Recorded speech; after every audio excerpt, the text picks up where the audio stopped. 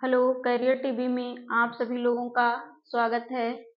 आज का हमारा प्रैक्टिस सेट नंबर 3, जिसे हम ध्यानपूर्वक देखते हैं। पहला प्रश्न है, सूरदास के गुरु कौन थे? या सूरदास जी के गुरु का क्या नाम था? रामानंद।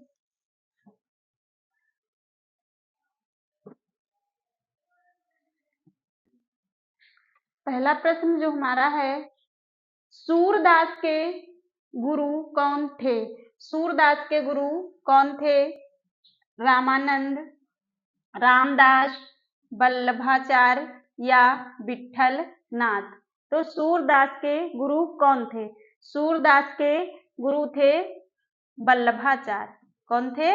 वल्लभाचार्य। तो ये तो हमें चीजें याद ही करनी पड़ेंगी। जैसे सूरदास से संबंधित जो सूरदास का जीवन परिचय है या सूरदास हमारे लेखक हैं, तो इनके विषय में तो हमें पढ़ना ही पड़ेगा। ये चीजें हमें याद ही करनी पड़ेंगी। तो सूरदास के गुरु का नाम हम आज से याद कर लेंगे, वल्लभाचार्य। क्या है? वल्लभाचार्य। अगला प्रश्न, छंद पढ़ते समय आने वाले विराम को क्या कहते हैं?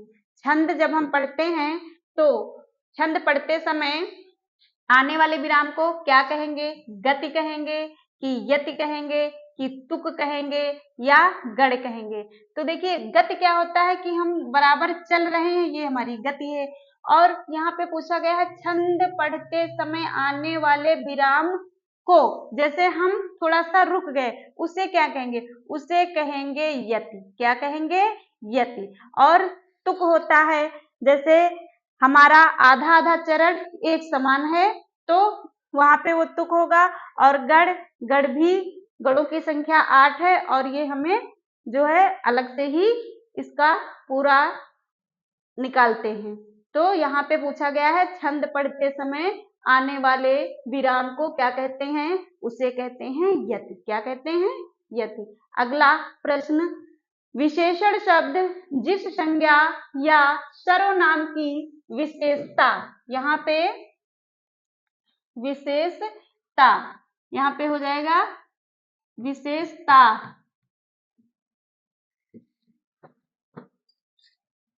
यहाँ पे ये विशेषण शब्द जिस संज्ञा या सर्वनाम की विशेषता बताते हैं उसे कहते हैं। जो हमारे विशेषण शब्द हैं, जिस संज्ञा या सर्वनाम की विशेषता बताते हैं, उन्हें क्या कहते हैं? तो क्रिया विशेषण, विशेषण, प्रविशेषण या उपमान। तो विशेषण शब्द जिस संज्ञा या सर्वनाम की विशेषता बताते हैं उन्हें विशेष कहते हैं। क्या कहते हैं? विशेष। विकल्प नंबर बी आपका सही हो जाएगा। अगला प्रश्न, प्राचीन शब्द विशेषण के किस प्रकार में आता है? शब्द हमारा है प्राचीन। प्राचीन शब्द विशेषण के किस प्रकार में आता है? कौन सा प्रकार है? सार्वनामिक, परिमाणवाचक, संख्यावाचक या गुणवाचक? तो प्राचीन यानी पुराना, नया, लंबा, छोटा, मोटा, तो ये सब क्या है हमारे? ये आ जाएगा गुणवाचक विशेषण के अंतर्गत, क्योंकि सार्वनामिक कोई नाम नहीं है, परिमाणवाचक किसी भी चीज की मात्रा नहीं बताई जा रही है, और संख्यावाचक किसी संख्या की बात नहीं की गई। प्राचीन शब्द जो है वो गुणवाचक विशेषण के अंतर्गत आएगा। आगे, अभ्यास का विशेषण रूप है। अभ्यास का विशेषण रूप है, क्या है? अभ्यासिक, अभ्यासी, आभास या आभासित। अभ्यास का विशेषण रूप है। जो अभ्यास शब्द है इसका विशेषण क्या बनेगा? तो इसका विशेषण बनेगा क्या? अभ्यासी। अभ्यास से क्या बनेगा विशेषण शब्द? अभ्यासी। विकल्प नंबर बी आपका सही हो जाएगा। अगला देखिए, द्रौपदी का चीर का अर्थ है, क्या है? नारी का अपमान करना, शर्मनाक कार्य, कभी समाप्त ना होना या सुंदर स्त्री।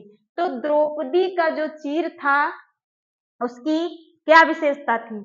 उसकी विशेषता थी कि कभी समाप्त ना होना, जितना भी उसे खींचा जाता था उतना वो बढ़ता जाता था। तो सही अर्थ इसका ये हो जाएगा। अगला देखें, कूप मंडूक होना का अर्थ क्या है? कूप मंडूक होना का क्या अर्थ है?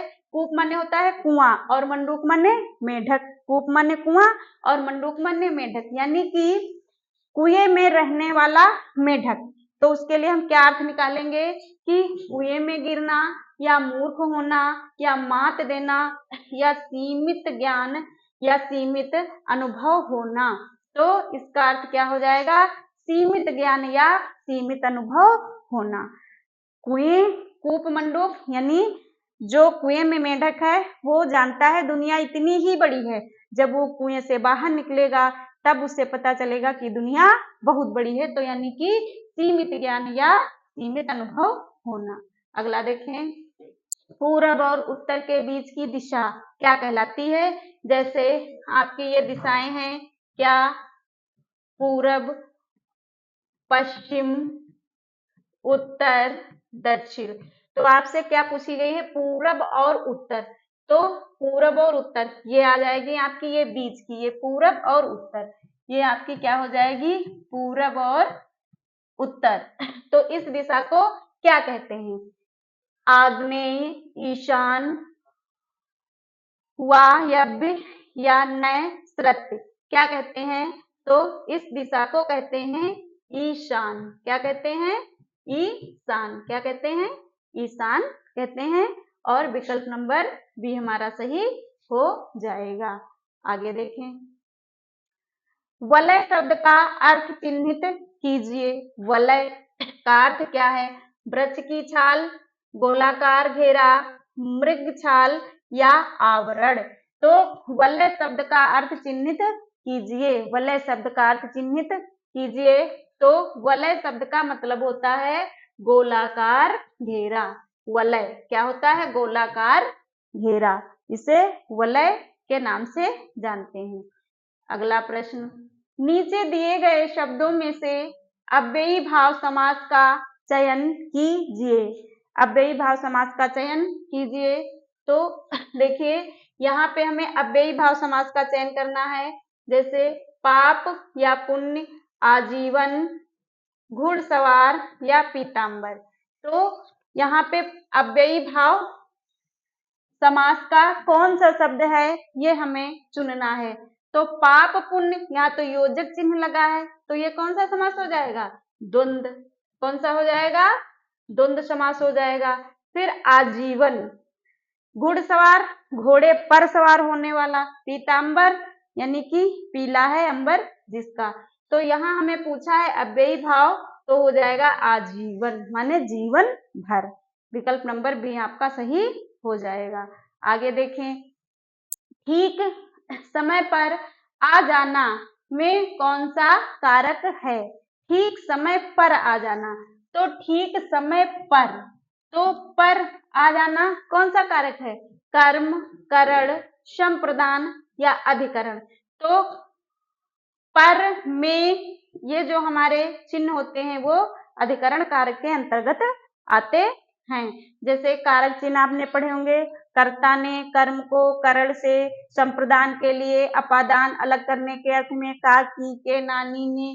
ठीक है, तो इस प्रकार से हमें कारक चिन्ह याद होंगे तो हम यहाँ से पहचान लेंगे कि ये अधिकरण के अंतर्गत आ जाएगा। अगला देखें, मंदिर, मदिरा युग्म का उपयुक्त अर्थ बताने वाला कौन सा है? तो देखिए मंदिर माने तो सभी लोग जानते हैं क्या होता है? पूजा घर या मदिरा मीन्स पुजारी होता है? नहीं। फिर मंदिर मीन्स घर तो होता है, मदिरा मीन्स क्या सवारी होता है? नहीं। मंदिर मीन्स गुफा, गुफा होती ही नहीं है, या बड़ी गुफा ये भी नहीं होती है। मंदिर, देवालय, मंदिर उसे कहते हैं जहाँ देवताओं का वास हो, देवता जहाँ रहते हो, तो वो हो गया मंदिर। अब ये है मदिरा, तो मदिरा का अर्थ क्या हो जाएगा? अश्वशाला। क्या हो जाएगा? अश्वशाला। तो विकल्प नंबर डी हमारा सही हो जाएगा। अगला देखें, निम्नलिखित में मिश्र वाक्य है। मिश्र वाक्य क्या है? मेरे आते ही वर्षा होने लगी, उसके जाने के बाद वर्षा होने लगी, वह घर से निकला और वर्षा होने लगी। ज्यों ही वह घर से निकला वर्षा होने लगी। मिश्र वाक्य क्या होता है? हमारा पहला वाक्य जो होता है उसका संबंध दूसरे वाक्य से होता है। दो वाक्य होते हैं लेकिन पहला वाक्य जो है दूसरे वाक्य पे आश्रित होता है, उसे मिश्र वाक्य कहते हैं। तो यहाँ पे देखिए, यहाँ पे तो और लगा है, ये हमारा संयुक्त वाक्य हो जाएगा। कौन सा वाक्य हो जाएगा? ये संयुक्त वाक्य हो जाएगा। अब देखिए, ज्यों ही वह घर से निकला, अब ये आपका यहाँ तक एक पूरा हो गया। वर्षा होने लगी, यानी इस वाक्य पे ये वाक्य क्या है? आधारित है, इसलिए यहाँ पे आपका क्या हो जाएगा? विकल्प नंबर डी सही हो जाएगा। आगे देखें, अब हमारा ये काव्यांश दिया हुआ है, इसे हम पढ़ते हैं कि आज बरसों बाद उठी है इच्छा हम कुछ कर दिखाएं, एक अनोखा जश्न मनाएं, अपना कोरा अस्तित्व जमाएं। आज बरसों बाद सूखे पत्तों पर बसंत ऋतु आई है, विचार रूपी कलियों पर बहार खिल आई है, गहनता की फसल लहलहाई है, शायद इसी कारण आज बरसों बाद उठी है इच्छा हम कुछ कर दिखाएं, अपना कोरा अस्तित्व जमाएं। ये हमारा काव्यांश था। इधर प्रश्न अंकित है। कवि के मन में इच्छा उत्पन्न हुई है क्या? कुछ महत्वपूर्ण कार्य करने की, मन से बातें करने की, खुशियां मनाने की, या अपनी पहचान बनाने की। तो कवि के मन में क्या उत्पन्न हुआ है? देखिए, मन से बातें करने की, या खुशियां मनाने की, या अपनी पहचान बनाने की, या कुछ महत्वपूर्ण कार्य करने की। तो देखिए, एक बार फिर से पढ़िए, क्या इसमें कवि की इच्छा है कि इसी कारण आज बरसों बाद उठी है इच्छा। क्या उठी है? हम कुछ कर दिखाएं, अपना कोरा अस्तित्व बनाएं। तो क्या हो जाएगा? कुछ महत्वपूर्ण कार्य करने की, यानी कुछ हम ऐसा करें कि अपने जीवन को चमकाएं। विकल्प नंबर ए आपका सही हो जाएगा। अगला देखें, सूखे पत्ते प्रतीक हैं किसके? पतझड़ के, अकाल के, मन के सूनेपन के, या शुष्कता के। तो जो सूखे पत्ते हैं वो किसका प्रतीक हैं? यहाँ पे सूखे पत्ते किसका प्रतीक हैं? देखिए कहाँ पे सूखे पत्ते। अब देखो, इच्छाओं की बात की जा रही है, तो यहाँ पे क्या इच्छाएं? क्या पतझड़ झड़ जाएंगी? नहीं। क्या अकाल इच्छाओं में सूखा पड़ सकता है? नहीं। क्या शुष्कता हो सकती है? नहीं। मन के सूनेपन के, जो सूखे पत्ते हैं ये मन के सूनेपन, जो हमारा जो मन है वो सूनेपन को प्रदर्शित कर रहा है। ये आपका सही हो जाएगा। आगे देखें, किन कलियों पर बहार का आगमन हुआ है? किन कलियों पर बहार का आगमन हुआ है? देखिए यहाँ पे विचार रूपी कलियों पर, ये देखो यही मिल गया आपका, विचार रूपी कलियों पर बहार खिलाई। तो हम पहचान लेंगे विचार की कलियों पर, हमको यहीं पे मिल गया कि विचार रूपी कलियों पर बहार खिल आई है। तो यह हमारा ऑप्शन नंबर बी सही हो जाएगा। आगे देखें, गहनता की फसल से कवि का क्या आशय है? कवि का क्या आशय है? विचारों में परिपक्वता, अपना अस्तित्व, लहलहाती फसलें, या विचारों की गंभीरता। तो यहाँ पे गहनता शब्द आपका ये दिया हुआ है, गहनता। गहनता की फसल लहलहाई है, शायद इसी कारण आज वर्षों बाद उठी है इच्छा। तो इच्छा उठी है कहाँ? हम कुछ कर दिखाएं, अपना कोरा अस्तित्व बनाएं। तो गहनता की फसल से कवि का आशय है क्या? विचारों में परिपक्वता लाना। क्या है? विचारों में परिपक्वता लाना। मतलब हमारा मन शुद्ध हो जाएगा, हम अपने मन से सत्य सत्य का अपने आप उसका चयन कर लेंगे, सब कुछ समझ जाएंगे, गंभीर हो जाएंगे, तो अस्तित्व तो अपना हम खुद पे बना ही लेंगे। विकल्प नंबर आपका ए सही हो जाएगा। आगे देखें, रिक्त स्थान हेतु यहाँ पे भरना है कि रामू की, यहाँ कुछ भरना है, केवल इसलिए हुई क्योंकि राजीव उसकी, कुछ यहाँ भरना है, अधिक बुद्धिमान था।